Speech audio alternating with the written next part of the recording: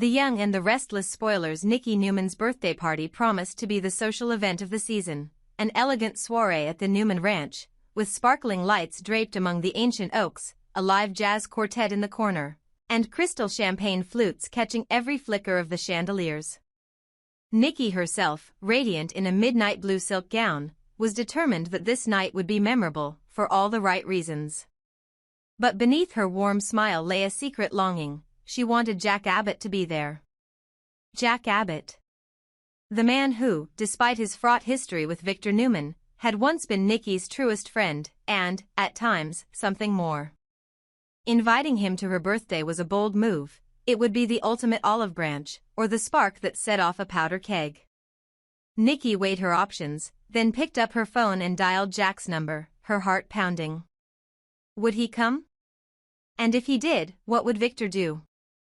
Victor Newman, ever the king of his domain, heard about Nikki's plan within hours. His response was immediate and vehement.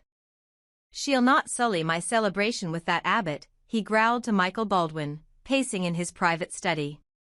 Michael, Nikki's steadfast attorney and longtime confidant, found himself uncomfortably caught between his loyalty to Nikki and his professional respect for Victor. He knew that Jack's arrival would send Victor into a fury, but he also knew Nikki's spirit. She was determined, almost defiantly so. Meanwhile, Kyle Abbott appeared at the ranch gates, arm in arm with Claire Newman, his girlfriend. They were the picture of youthful optimism, Claire in a soft pink cocktail dress, Kyle in a tailored charcoal suit. The pair beamed as they stepped into the garden party, unaware of the tension simmering beneath the surface. For months, Victor had tried to undermine their relationship, sowing doubt in Claire's mind, whispering half-truths to Kyle about her motivations. But the couple had held firm. Until tonight. As the party unfolded, champagne corks popped and guests laughed under the summer sky. Nikki greeted each friend and family member with grace, though her eyes constantly searched the crowd for Jack. Michael moved through the guests, offering reassurances to Victor, only to be met with icy stares. Claire and Kyle danced beneath a canopy of fairy lights, their future seemingly bright. Then, as dessert was served, a decadent chocolate torte adorned with edible gold leaf, a hush fell over the guests. Jack Abbott had arrived. He stood at the edge of the garden, tall and self-assured in his tuxedo, but his expression was guarded. Nikki's breath caught. Victor's jaw clenched. Michael's shoulders tensed. Nikki excused herself from a conversation with Ashley Abbott and drifted toward Jack. Their eyes met, and for a moment, time stood still. Old feelings flickered in Nikki's gaze, and Jack offered a tentative, respectful nod. They spoke in hushed tones. Michael watched from afar, aware that any misstep could ignite a full-blown confrontation. Victor, unable to contain himself, stormed across the lawn. "What are you doing here?" he demanded, his voice echoing through the night. "This is my wife's party, and I will not have you undermining our celebration." Jack squared his shoulders. "I'm here because Nikki asked me to come. Nothing more, nothing less." Victor's face turned crimson. "You're playing a dangerous game, Abbott." His eyes flicked to Nikki. "Nikki, what on earth were you thinking?" Nikki drew herself up. "I invited Jack because he's important to me. You don't get to dictate my guest list." The guests fell silent, even the jazz musicians paused mid-song. As Victor and Jack faced off, Claire and Kyle exchanged worried glances. Suddenly, Claire's eyes brimmed with tears. "Kyle," she whispered. "Maybe this was a mistake." Kyle reached for her hand, but she pulled away. In that moment, the seeds of doubt that Victor had so carefully planted bloomed into painful reality. Claire's heartbreak was as visible as the flickering candlelight. Before anyone could react, a new voice cut through the tension. "Well, isn't this cozy?" Aristotle Dumas stepped into the circle of light, his presence both magnetic and unsettling. Known for his charm and whispered rumors of underhanded dealings, Aristotle was not a guest Nikki had expected or wanted. He smiled thinly at Victor, then at Jack, then at Nikki, as though savoring the chaos he'd wrought simply by appearing. Nikki's heart sank. Aristotle's reputation for stirring trouble was well earned, and tonight, under the guise of offering his congratulations, he had become the catalyst for every hidden conflict to erupt. He approached Nikki with a glass of champagne. "Happy birthday, dear Nikki. I hope you don't mind if I crash the party." Victor's scowl deepened. "Get out," he snarled. "Now." But Aristotle merely laughed, a low, throaty sound. "Oh, Victor, Victor, always so dramatic." He turned to Jack. "I haven't seen you since, well, never mind. Let's catch up, shall we?" His gaze was predatory. Michael Baldwin stepped between Aristotle and Jack. "I think you've overstayed your welcome, Mr. Dumas." Aristotle's eyes glittered. "Am I invited or not? I'd hate to think you'd kick me out of my own city." He raised his glass. "To surprises." And with that, he drained it in one smooth motion, then turned on his heel and melted into the crowd. The music resumed, but the spell was broken. Nikki's birthday party, which had begun as a celebration of love and friendship, had become a battleground of loyalties, regrets, and unspoken desires. Claire fled into the house, tears streaming down her face, while Kyle stood frozen, torn between following her and confronting his grandfather. Jack and Victor glared at each other, the old rivalry rekindled in an instant. Michael guided Nikki to a quieter corner, gently placing a hand on her arm. "Are you okay?" he asked softly. Nikki closed her eyes, the weight of the evening pressing on her. "I wanted one perfect night," she whispered. "Just one night without secrets." She opened her eyes, steely determination returning. "But if this is what it takes to clear the air, so be it."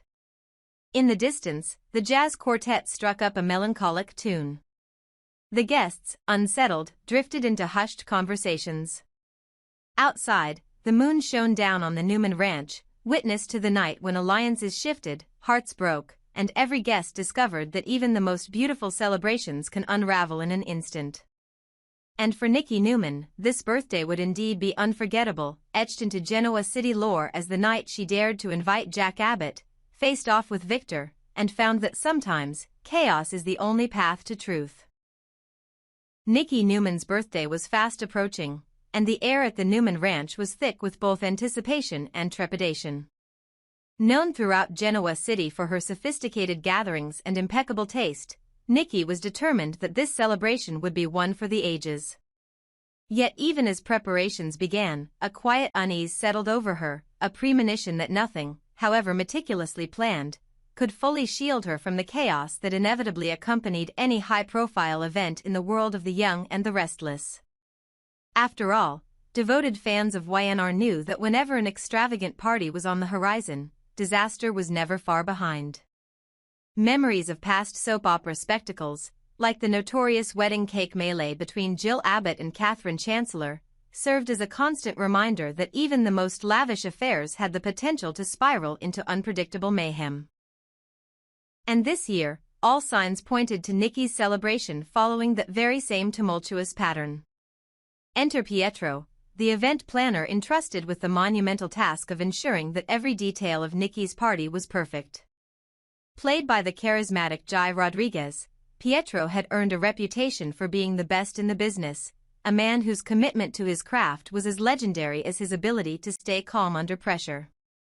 With his crisp suit, an ever-present clipboard, and a smile that masked a keen awareness of the volatility simmering just below the surface, Pietro was Nikki's last hope to navigate the impending storm. Despite his rigorous preparations, Pietro was painfully aware that in the realm of soap operas, even the best-laid plans could be unraveled by forces beyond one's control. The guest list alone was a minefield of potential conflicts. Nikki had been toying with a daring idea, inviting Jack Abbott to the party. For Nikki, Jack represented more than just a former friend or a lingering romantic possibility. He was a symbol of defiance against the iron grip of Victor Newman, the man who ruled both her life and the sprawling business empire with an iron fist. Yet the inclusion of Jack on the guest list was a gamble that threatened to upend the delicate balance of alliances and rivalries at play. Victor Newman, who had long prided himself on being the guardian of his own realm, and by extension, the orchestrator of every major event in his family's life, had no intention of letting Nikki's celebration slip into the hands of an enemy. His plan was to lavish Nikki with the finest attention, treating her like the queen she believed she was. However, behind his carefully measured compliments and seemingly affectionate gestures lay a simmering resentment, a desperate need to maintain control over every facet of the evening. Victor was determined to ensure that his influence was felt in every corner of the party, even if that meant risking the peace of the entire event. As the day of the party arrived, the stage was set for what promised to be an unforgettable night. The sprawling lawns of the Newman Ranch were transformed into a glittering wonderland of twinkling lights and ornate decorations. Tables were adorned with elegant floral arrangements and intricate centerpieces, and soft music drifted on the gentle summer breeze. Guests from every corner of Genoa City began to arrive, each one carrying with them their own hidden agendas and secret alliances. Pietro moved through the preparations like a maestro, orchestrating every detail with precision. He greeted the staff, double-checked every reservation, and even made subtle adjustments to the seating arrangements, hoping to preempt any potential disputes. Yet even as he meticulously monitored the proceedings, a sense of foreboding gnawed at him. In the world of soap operas, it was not enough to plan for every contingency, one had to expect the unexpected. At the heart of the celebration, Nikki mingled with old friends and new acquaintances, her smile as bright as the chandeliers overhead. However, her eyes frequently scanned the crowd, searching for signs of Jack Abbott's arrival. For Nikki, Jack represented a challenge to the status quo, a spark that could either reignite a dormant passion or, more likely, fan the flames of an already volatile rivalry. And as the night unfolded, the tension between old enemies and reluctant allies grew palpable. It wasn't long before the inevitable occurred. Amid the swirl of laughter and clinking glasses, murmurs began to ripple through the crowd. Jack Abbott had arrived. His presence, a daring statement in itself, sent shockwaves through the assembled guests. Those who knew the deep-rooted history between the Newmans and the Abbotts exchanged wary glances. The air became charged with anticipation and dread. Victor's reaction was immediate and explosive. Sensing an opportunity to reassert his dominance, he made his way through the throng toward the center of the gathering. His eyes, dark with anger, locked onto Jack, and the tension between them was as tangible as the velvet drapes that lined the hall. "Nikki," Victor said in a voice that brooked no dissent, "what is the meaning of this?" His tone brooked no argument, and his presence, formidable as ever, cast a long shadow over the proceedings. Nikki, caught in the crossfire of conflicting loyalties, tried to remain composed. "I invited Jack because he matters to me," she stated calmly, though her voice wavered with the weight of unspoken emotions. "This is my celebration, and I intend for it to reflect who I am, not who you want me to be." Her declaration, though measured, sent ripples of shock through the room. Even as the verbal sparring between Victor and Jack escalated, another subplot was quietly unfolding. In a secluded corner of the manicured garden, Claire Newman and Kyle Abbott, whose recent relationship had been nurtured with tender hope, found themselves at a precarious crossroads. Victor's insidious machinations had sown seeds of discord between them over the past few months, and tonight, at Nikki's grand celebration, the strain of unspoken grievances and manipulated doubts threatened to bring their union crashing down. In an instant, what had begun as a promising romance teetered on the brink of collapse, the pressure of family expectations and clandestine rivalries weighing heavily on their shoulders. Just as guests began to brace for the impending confrontation between Victor and Jack, an unforeseen twist emerged to further complicate matters. A figure, unexpected and entirely unwelcome, strode confidently into the center of the party. Aristotle Dumas, a man whose very presence carried an air of mischief and danger, had chosen this moment to make an entrance. His reputation for stirring up trouble was legendary, and his appearance seemed almost preordained, a final twist in a plot that was already spiraling out of control. With a sardonic smile and a nonchalant wave, Aristotle sauntered through the throng, his eyes glinting with the promise of chaos. Guests gasped and exchanged whispers. Some wondered aloud if this was yet another calculated move, while others speculated that Aristotle's arrival was the catalyst for an entirely new series of scandals. In a moment that could only be described as theatrical, Aristotle addressed the crowd with a light-hearted remark, "I suppose tonight is destined to be unforgettable." His words, seemingly innocuous, only served to amplify the tension in the room. Meanwhile, Pietro, the ever-diligent planner, watched in dismay as the night unraveled before his eyes. Every precaution he had taken, every detail he had so painstakingly arranged, seemed to crumble in the wake of this burgeoning drama. He moved swiftly to address the emerging crises, trying to mediate heated exchanges and calm frayed nerves, but even his most measured efforts could not stem the tide of discord that was now engulfing the celebration. Victor, who had initially intended to pamper Nikki like a revered queen, now found himself at the epicenter of a maelstrom. His carefully orchestrated plans to impress and control were dissolving in real time, replaced by an atmosphere of disarray and contention.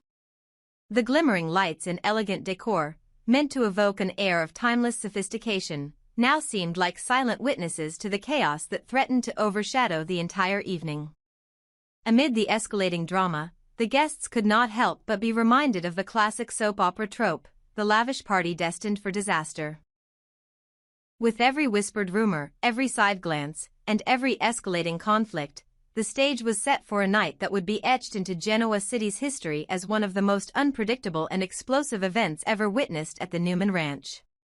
In the midst of it all, Nikki stood resolute. Despite the growing cacophony of arguments and the palpable tension that hung in the air, she refused to be a passive bystander in her own celebration. Determined to reclaim the night and steer it away from total ruin, Nikki took a deep breath and addressed the assembly with a voice that was both firm and vulnerable. "Tonight, I wanted to celebrate my life, my choices, and the people who mean something to me.